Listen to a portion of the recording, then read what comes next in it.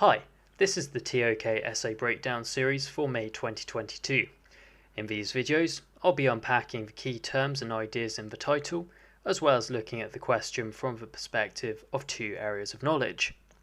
For a more detailed analysis, examples, and ideas on how to approach this title using each AOK and other TOK concepts, please check out my May 2022 essay guides, link in the description. Okay, so in this video we will be looking at title number 5, which is how can we distinguish between good and bad interpretations? Discuss with reference to the arts and one other area of knowledge. Firstly, let's have a look at our key terms. We're going to define interpretation very simply as explaining the meaning of something from one's own perspective.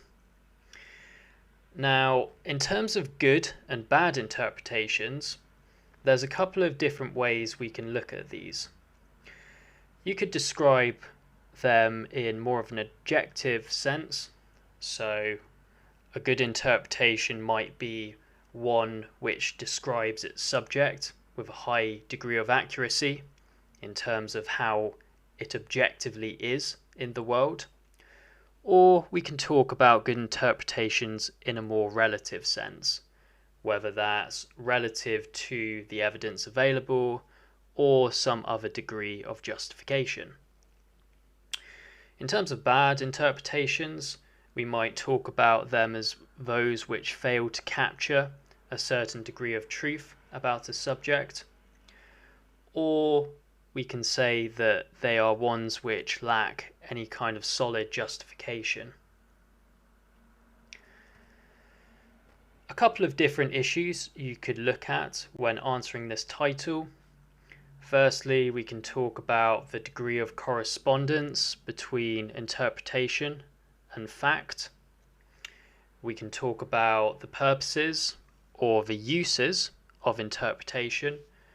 What are some good uses and not so good uses of interpretation within the areas of knowledge you're looking at, for example? We can also refer to more open-ended or restrictive types of interpretations. What are the advantages and disadvantages of each? And finally, you might also want to look at the influence of bias and other subjective factors that come into play when making interpretations.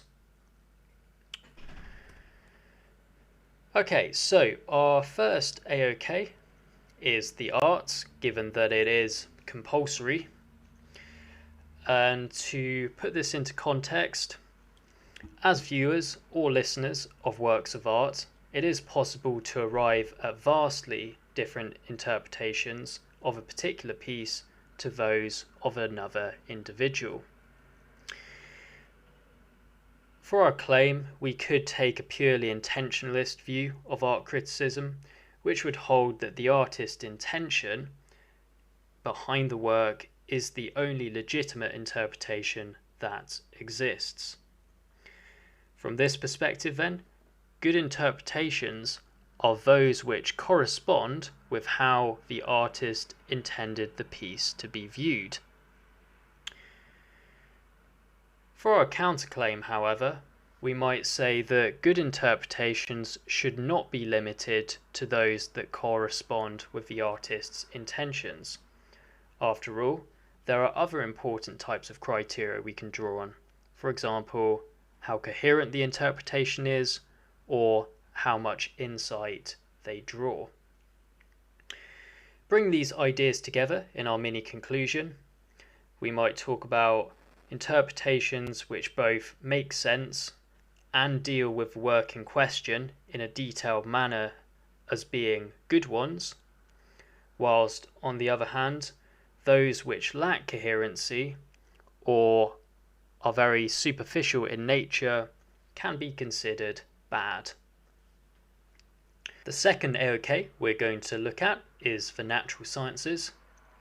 Now, to put this area of knowledge in the context of the question, we can talk about how, as part of a scientific method, scientists provide interpretations on the available data and findings in order to develop theories and formulate conclusions.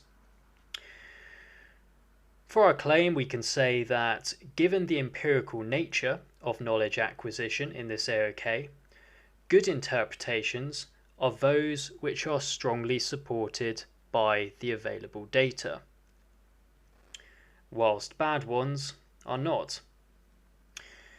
For our counterclaim, we might push back against this and say that correspondence with the available data may not actually be the best criteria, and we should instead focus on how useful the interpretation is for further knowledge acquisition. This may particularly be in the case when there is very limited information about the subject or the evidence is ambiguous. Tying these ideas together, we might say that when there is a considerable amount of data available, we should favour interpretations which best fit with it, whereas when research is limited, then perhaps the more open-ended interpretations are the good ones. For essay guides and personal feedback, feel free to check out my website, tokessayhelp.com, and if you would like me to cover another title, then please leave a comment below.